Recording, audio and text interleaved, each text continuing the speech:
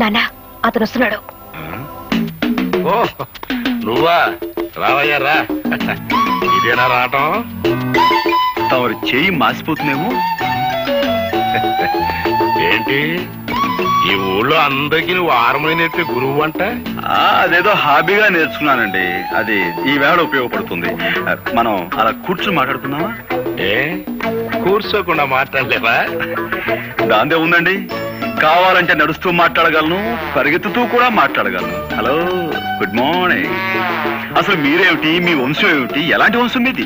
మీ తాత ముత్తాతల గురించి మా హిస్టరీ మాస్టర్ ఎప్పుడు చెప్తుండేవారు. ఇకపోతే మీ నాన్నగారి గురించి. నా గురించి నీకు ఇంకా బాగా తెలియదు. నా గురించి మీ అమ్మాయి గారికి బాగా తెలుసు కదండి. తీసుకో అమ్మాయ్యా. మొత్తానికి నువ్వు చాలా తెలివైనవాడయ్యా. మీరు ఇలాంటి విషయాలు చక్కగా కనిపెడతారండి. ఈ విషయం కొంచెం మా నాన్నగారు చెప్పండి. ఆయన నాకు మనుషుల్ని వాయించడం, హార్మోనియం వాయించడం తప్ప వేరే ఇంకేమీ రాదంటారు. అన్నట్టు వాయించడం అంటే గుర్తుకొచ్చింది. మా అమ్మాయికి హార్మోనియం ఎప్పటి నుంచి నేర్పుతావు? దాందే ఉందండి. రేపు శుక్రవారం, పైగా ఏకాదశి, చాలా మంచి రోజు. రేపటి నుంచే నేర్పించడం ప్రారంభిద్దాం. సరే, పొద్దున్నే సజ్జనం తినేసి హార్మోనియం పెట్టి భుజానేసుకుని వచ్చాయి. మా అమ్మాయి హార్మోనియం నేర్చుకుంటా. అబ్బాబ్బా, అక్కడే వచ్చినట్టు చిక్కంతా. అనవసరంగా నేను మా నాన్నగారు గౌరవనీయులం అనే పేరు సంపాదించేసామా? మరి మాలాంటి గౌరవస్తులం మీ ఇంటికి వచ్చి నేర్పిస్తే అది మీకే చిన్నతనంగా ఉంటుంది. కాబట్టి పొద్దున్నే మీ అమ్మాయిని మా ఇంటికి వచ్చామానండి. ఆ చద్దన మీద నేనే తెరిపించి హార్మోనియం నేర్పించడం మొదలు పెడతాను. ఉంటాను. ఏంటి, మా అమ్మాయి మీ ఇంటికి వచ్చి హార్మోనియం నేర్చుకోవాలా? ఎవరితో మాట్లాడుతున్నావో తెలిసే మాట్లాడుతున్నావా? ఏమిటి నాన్న నీ కంగారు? అతను అన్న దాంట్లో తప్పే ఉంది. మనలాంటి ధనవంతులు ఇలాంటి వాళ్ళ ఇంటికి సంగీతం నేర్చుకోవడానికి వెళితే అది వాళ్ళకి ఎంత గొప్ప. అందులోనే మన కారు వాళ్ళ ఇంటి ముందు ఆగితే వాళ్ళకి మరింత గొప్ప. అందుకని పాపం. అందుకే పాపం. అట్టగా పాపం. అవును పాపం.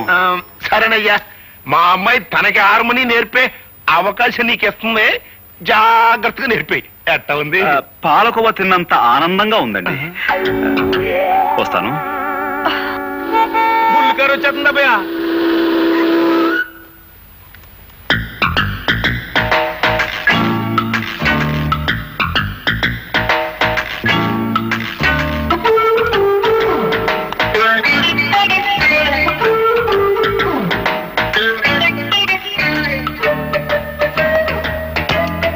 అలా కూర్చోండి.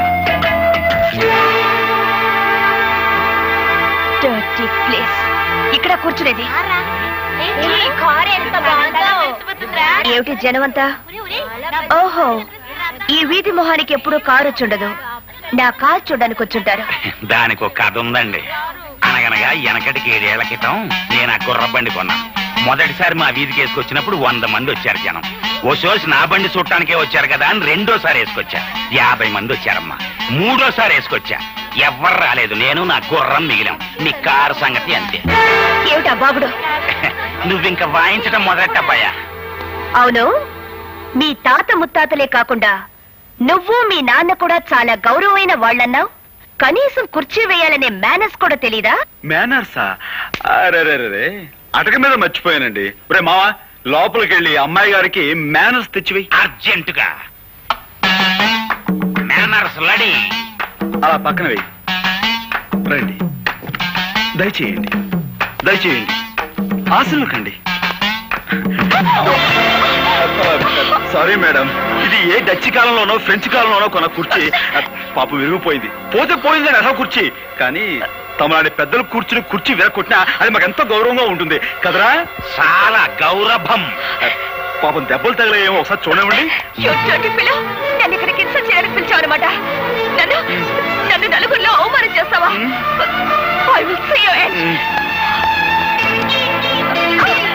ఏంటమ్మా, నువ్వు నా ఎండ్ చూస్తావా? నా బీనింగ్ చూడలేదు. ఎండ్ నువ్వేం చూస్తా? అయ్య బాబు, నా గాడి దొడుకోనపోతే నీ కార్ స్టార్ట్ అవుదమ్మయ్యా. పిన్ని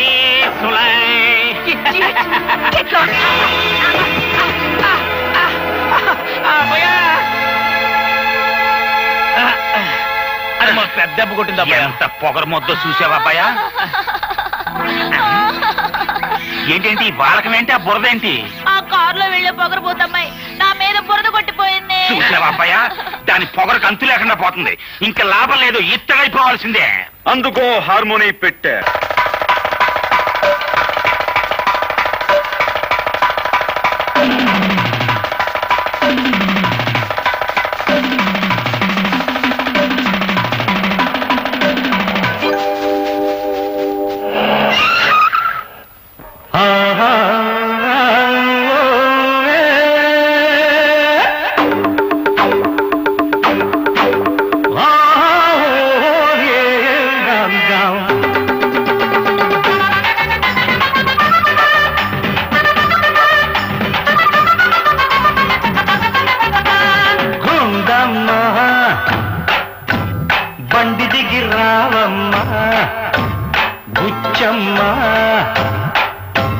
పొగరు తగ్గించవమ్మ గుండమ్మ, బండి దిగి రావమ్మ బుచ్చమ్మ, పొగరు తగ్గించవమ్మ. నీ బుజ్జి కారుకున్న నట్టు లూజు టైటు చేయక వదలనమ్మడు. నీ అబ్బ డబ్బులతో నాలాంటి గురుడు నీకు దొరకడమ్మడు. నీకు పాఠాలు నేర్పించనా, ఊళ్ళో ప్రోగ్రాము నేర్పించనా. అరే గుండమ్మ, బండి దిగి రావమ్మ బుచ్చమ్మ, పొగరు తగ్గించవమ్మ.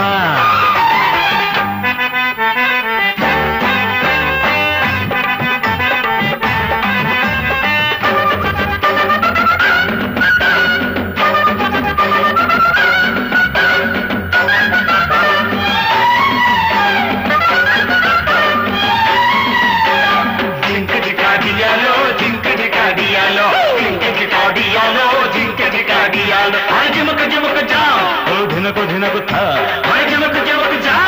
ధినకు ధినకు ధినకు ధినకు.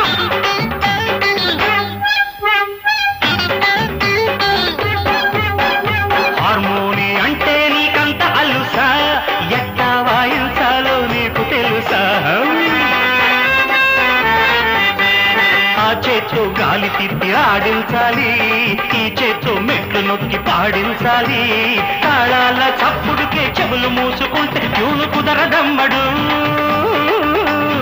ఆ పక్క ఈ పక్క దరువుంటేనే ఆటకి అందవమ్మడు.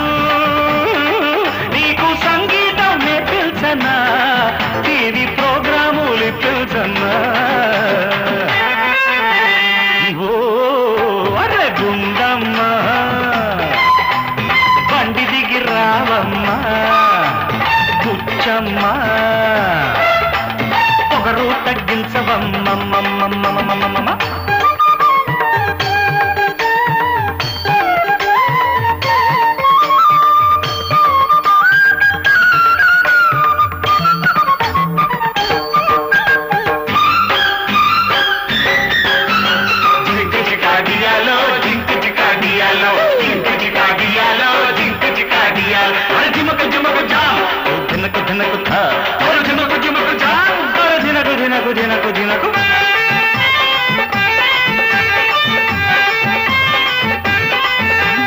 సరసానికైనా సంసారానికైనా కోచింగు ఉండాలే చింతామణి. ప్యాంటు షర్టు మిడిసి పాటు తగ్గించుకో, చీర కట్టి ఆడపిల్లవని పెంచుకో. పాఠాల కోసం వచ్చి నీ నీకు చూపిస్తే సాగదమ్మడు. గీరెక్కి తెగబడితే వీరపాదు పక్క దిష్టి పెడతవమ్మడు. ఎట్టా నడవాలో నేర్పించనా, డాన్స్ ప్రోగ్రాము నేర్పించనా. తరిగిన తరిగినతో మర్ర గుండమ్మ, బండి దిగి రావమ్మ బుచ్చమ్మ, పొగరు తగ్గించవమ్మ. నా పేరు ఆముదాల అసిరయ్య. నేను ఈ ఊరికి దంగేరు నుంచి వచ్చిన ఇన్స్పెక్టర్ని అని మీ అందరికీ అండర్స్టాండింగ్ అయిపోనాదని నాకు అండర్స్టాండింగ్ అయిపోనాది. నేను మామూలు ఇన్స్పెక్టర్ని కాను. కేడీలకు బేడీలు తగిలించి బీడీలతో కాల్చి కాల్చి బుద్ధి చెప్పడంలో చాలా పెద్ద పేరున్నవాణ్ణి. ఎముళ్ళాటోళ్లకు ముగుళ్ళాటోణ్ణి. మోకాల చిప్పల తీయించడంలో ప్రత్యేకమైన ట్రైనింగ్ అయిన వాణ్ణి. నేను అడిగిన ప్రతిదానికి మీరంతా ఎస్ అని సమాధానం చెప్పాలి. ఏమని సమాధానం చెప్పాలి? నేను చాలా స్ట్రిక్ట్ ఆఫీసర్ని. ఎంత స్ట్రిక్ట్ ఆఫీసర్ను అంత ఎదవనాయాలి. సెటప్. దీనికి నో అని చెప్పాలి. నేను క్వశ్చన్లు అడుగుతాను, ఆన్సర్ టు ది క్వశ్చన్లో. ఈ స్టేషన్ అంతటికి సీనియర్ ఫెలో ఎవడు? Who is senior fellow? నాకు ఈ ఊరి ఇస్త్రీ అంతా కావాలి.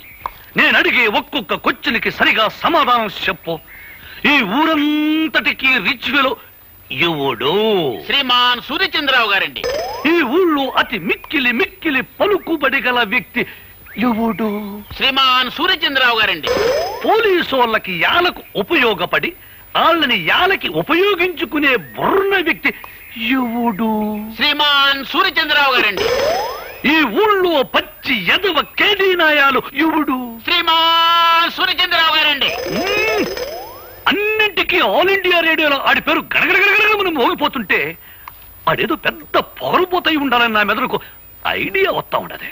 పోలీసు వాళ్ళ దృష్టిలో పొగరబోతు అతను కాదండి, గోపి అని ఒక మునగాడు ఉన్నాడండి. వాడికి రెండు విద్యలు తెలుసండి.